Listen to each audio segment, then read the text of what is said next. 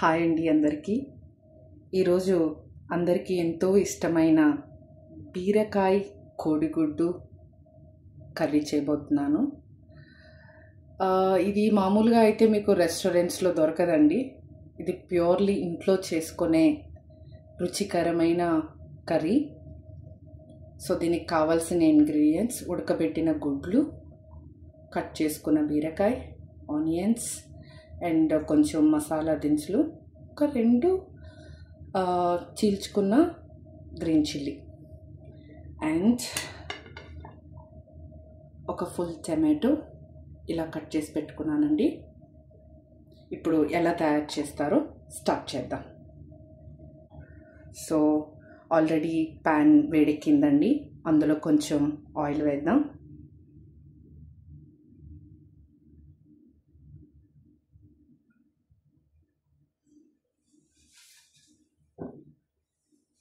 Already pan వేడెక్కింది కాబట్టి అందులో కొంచెం పసుపు వేసుకుందాం. పసుపు ఎందుకు వేస్తున్నాను అంటే, ఇలా పసుపు వేయడం వల్ల మనం కోడిగుడ్లని వేపినప్పుడు వాటికి మంచి గోల్డెన్ కలర్ వస్తుంది, చూడటానికి కూడా చాలా బాగా కనిపిస్తుందండి. ఇప్పుడు ఆయిల్ బాగా వేడెక్కిందండి, అందులో ఉడకబెట్టుకున్న కోడిగుడ్లని వేద్దాం.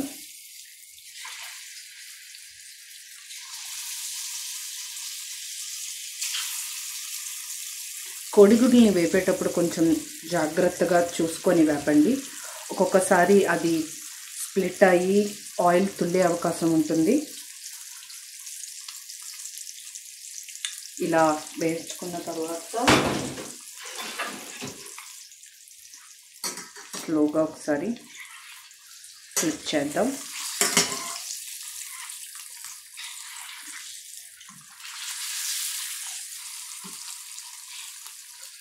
చూడండి, ఆల్రెడీ మంచిగా వేగుతుంది.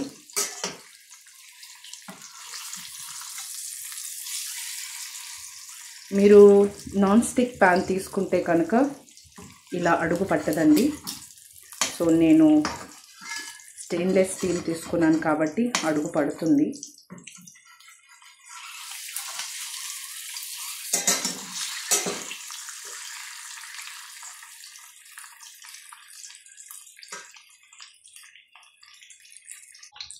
సో ఇప్పుడు గుడ్లు మంచిగా వేగిపోయాయండి. ఇంతకన్నా ఎక్కువ వేపితే కనుక మీకు కొంచెం పై లేయర్ వచ్చేసి ఒక ప్లాస్టిక్లా అనిపిస్తుంది. సో కావాలనుకుంటే మీరు ఇంకొంచెం రోస్ట్గా వేపుకోవచ్చు, లేదు అంటే ఒకసారి ఇలా వేగిన తర్వాత పక్కకు తీసేద్దాం.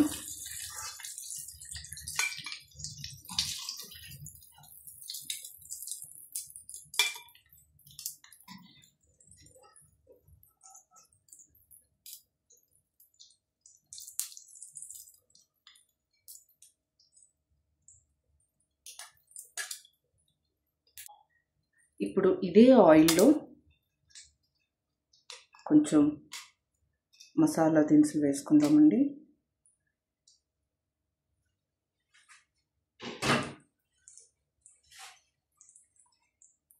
మీరు ఎప్పుడైనా బీరకాయ వేపుడు చేసేటప్పుడు కొంచెం జీలకర్రని ఎక్కువ మోతాదులో తీసుకోండి. ఎక్కువ అంటే మరీ ఎక్కువ కాదు, మనం మామూలుగా వేసేదానికన్నా కొంచెం ఎక్కువ వేస్తే ఆ రుచి ఇంకా బాగా ఎన్హాన్స్ అవుతుంది.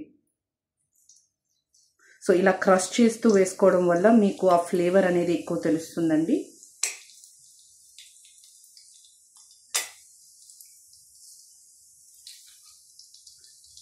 అందులోనే కొద్దిగా ఆవాలు వేసుకుందాం. కొంతమందికి ఆవాలు నచ్చదండి ఫుడ్లో. వాళ్ళు ఎప్పుడైతే ఇలా బ్లాక్ సీడ్స్లా చూస్తారో నచ్చకపోవచ్చు, కానీ మోస్ట్లీ ఆవాలు వేసుకోవడం వల్ల మస్టర్డ్ ఫ్లేవర్ అనేది కొంచెం డిఫరెంట్గా వస్తుందన్నమాట. ఈ మసాలా దినుసులు కొంచెం వేగాయండి మంచిగా. అందులో చీల్చుకున్న 2 గ్రీన్ చిల్లీ వేస్తున్నాను. వేసుకొని ఒకసారి ఇలా కలుపుకోండి.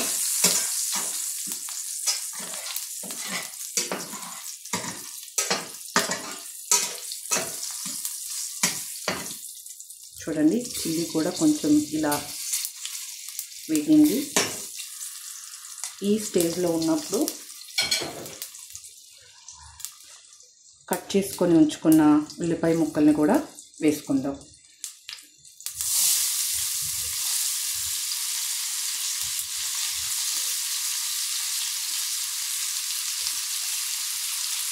వేసుకున్న తర్వాత ఒకసారి కలుపుకుందామండి. సో ఎగ్స్ వేపినప్పుడు మనం ఆల్రెడీ టర్మరిక్ పౌడర్ కొంచెం వేసుకున్నాం కాబట్టి చూడండి, ఆనియన్స్ ఆల్రెడీ మంచి కలర్లోకి మారాయి.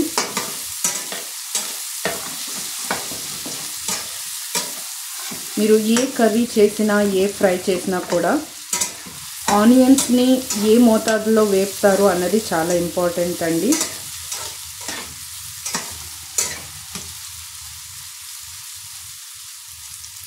ఇప్పుడు కొంచెంసేపు ఇలా ఆనియన్స్ని వేయించుకుందాం. ఇప్పుడు ఒకసారి ఆనియన్స్ని చెక్ చేద్దామండి, అవి ఎంతవరకు వేగాయి అన్నది.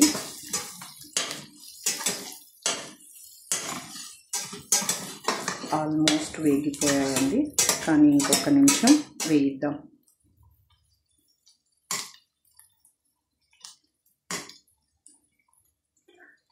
ఈ దాల్చిన చెక్క చూడండి, ఇప్పుడు మార్కెట్లో చాలా వరకు కల్తీ దాల్చిన చెక్క వస్తుంది. అది ఆరోగ్యానికి అస్సలు మంచిది కాదండి.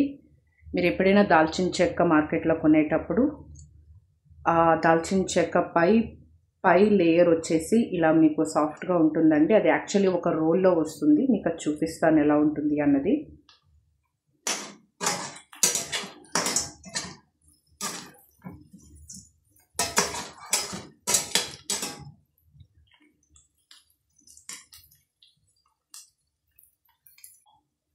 ఇప్పుడు ఆనియన్స్ వేగిపోయాయండి. ఈ స్టేజ్లో కొద్దిగా 1 స్పూన్ జింజర్ గార్లిక్ పేస్ట్ వేస్తున్నానండి ఫ్లేవర్ కోసం.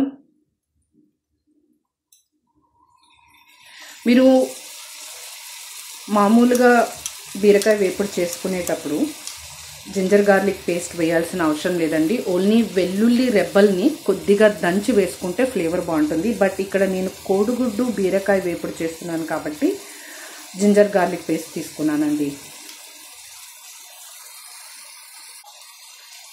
సో దీన్ని ఇప్పుడు కొంచెం కలుపుదాం. మామూలుగా అయితే మీరు జింజర్ గార్లిక్ పేస్ట్ వేసేటప్పుడు ఫ్లేమ్ని కొద్దిగా తగ్గించుకోండి, లేదు అంటే ఇలా అడుగు పట్టేస్తుంది అన్నమాట.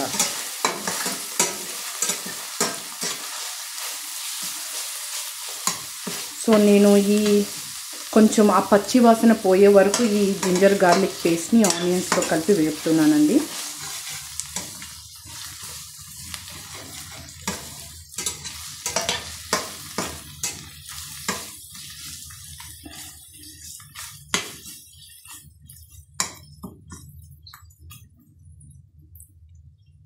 సో ఇప్పుడు ఆల్మోస్ట్ వేగిపోయిందండి. ఇప్పుడు కట్ చేసుకొని ఉంచుకున్న బీరకాయ ముక్కల్ని వేస్తున్నానండి.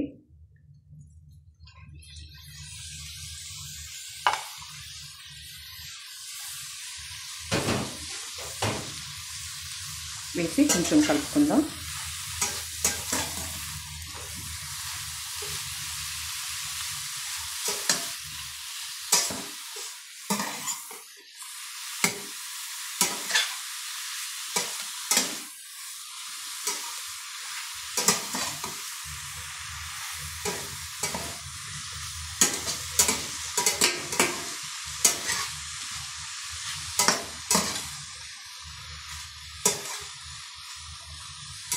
సో ఇలా మొత్తం కలుపుకున్న తర్వాత మూత పెట్టి ఒక 3-4 నిమిషాలు ఉంచుతామండి. మామూలుగా అయితే బీరకాయ కొంచెం నీరు వదులుతుందండి ఇలా వేగుతున్నప్పుడు.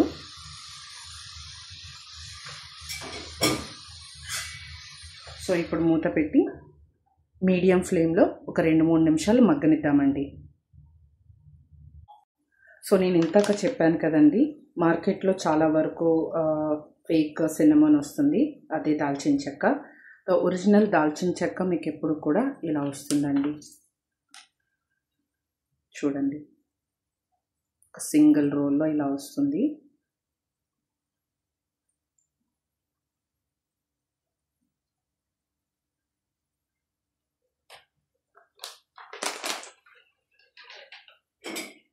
ఇప్పుడు ఒకసారి మూత తీసి చూద్దామండి.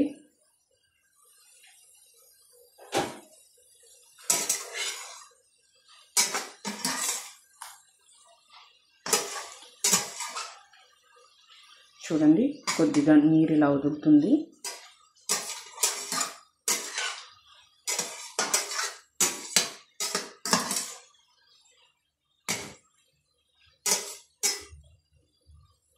ఇప్పుడు ఇంకొంచెం సేపు మూత పెట్టుకొని మగ్గించుకుందామండి.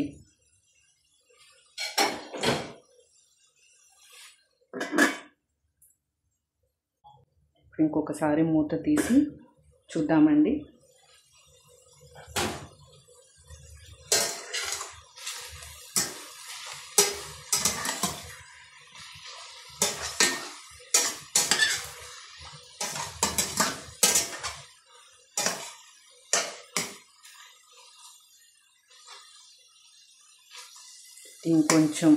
ఇంకొంచెం సేపు వేగాలండి.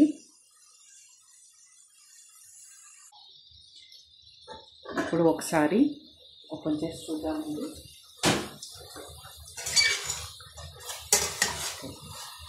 ఆల్మోస్ట్ ఫ్రై అయిందండి.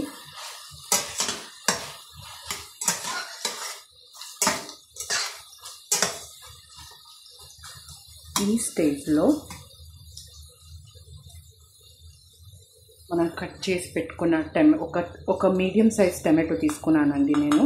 ఎందుకంటే నాకు మరీ గ్రేవీగా కాకుండా మరీ డ్రైగా కాకుండా మీడియంలో ఉండడం కోసం నేను ఒక టమాటో తీసుకున్నానండి.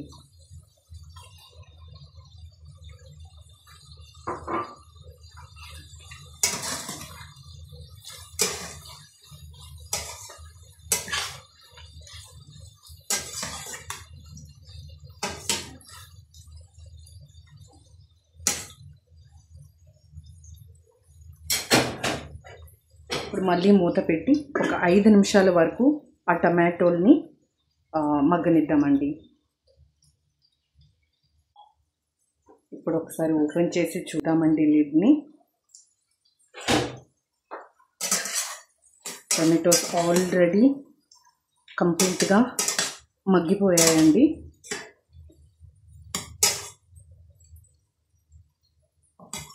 చూడండి,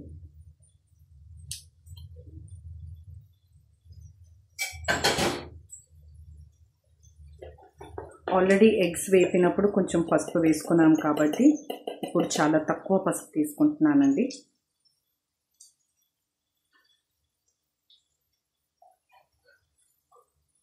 అండ్ ఒక 2 స్పూన్ల కారం,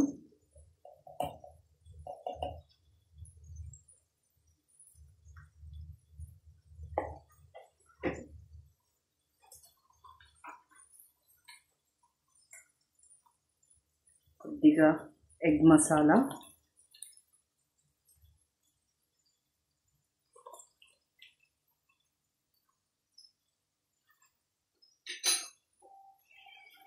అండ్ రుచికి సరిపడా ఉప్పు తీసుకుంటున్నానండి. ఉప్పు చూసుకొని వేసుకోండి. మీరు ఎంత మంచిగా వంట వండినా కొద్దిగా ఉప్పు ఎక్కువైంది అనుకోండి, ఆ రుచి మొత్తం పోతుందన్నమాట.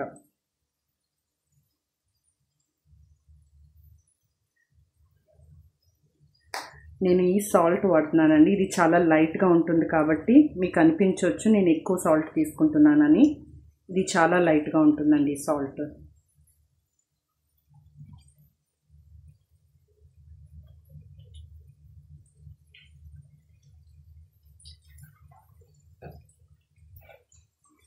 ఇప్పుడు ఒకసారి కలుపుకుందామండి.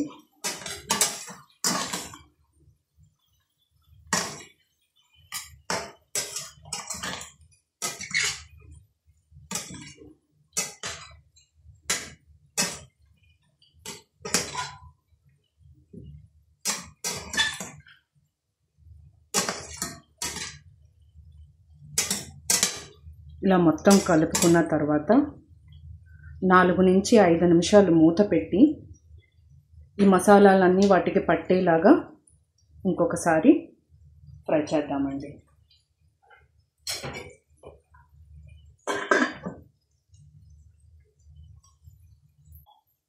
ఒకసారి ఓపెన్ చేసి చూద్దామండి ఆ మసాలాలు ఎంతవరకు కర్రీకి పట్టాయో.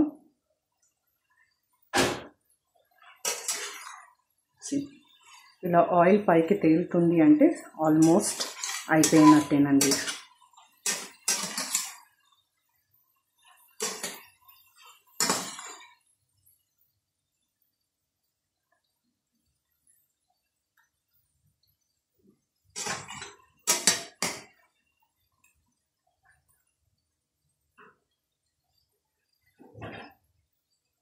ఇప్పుడు ఫ్రై చేసిన ఎగ్స్ వేసుకుందామండి. అందులో నేను ఆల్రెడీ వాటికి కొంచెం స్లిట్స్ పెట్టానండి నైఫ్తో, సో దట్ ఆ మసాలా అంతా ఇందులోపటికి వెళ్ళేలా.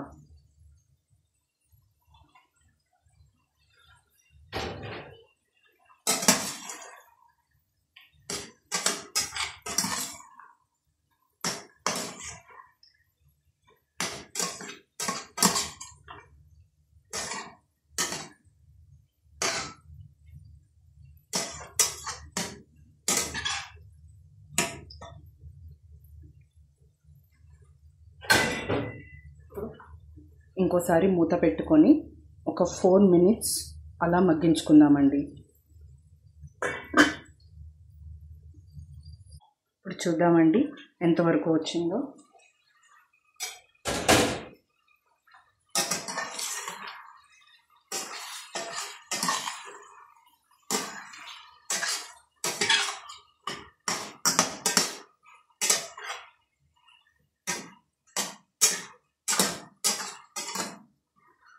అయిపోయిందండి కోడిగుడ్డు బీరకాయ ఇగురు. ఇప్పుడు దించే ముందు ఒకసారి రుచి చెక్ చేసుకోండి. మీరు ట్రై చేస్తే కనుక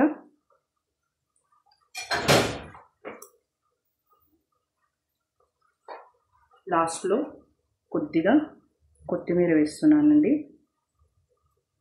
కొత్తిమీర వేసి ఒక్కసారి కలుపుకోవాలి.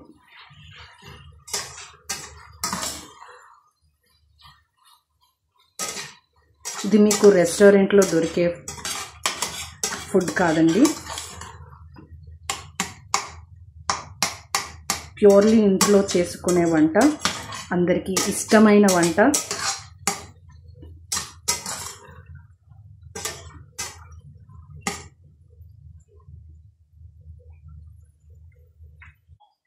అయిపోయిందండి. స్టవ్ ఆఫ్ చేసేసుకొని ఒకసారి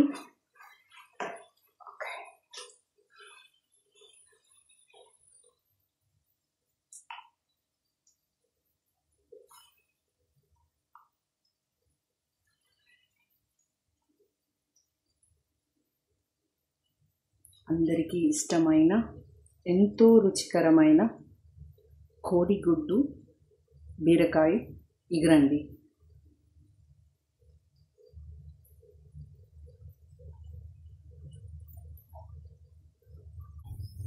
చూడండి, వేడి వేడి అన్నంలో ఇది కనుక వేసుకొని కలుపుకొని తింటే అంతే అండి. మామూలుగా అయితే మా అమ్మమ్మ గారిని నేను రిక్వెస్ట్ చేసుకొని చేయించుకునే వంట అండి ఇది.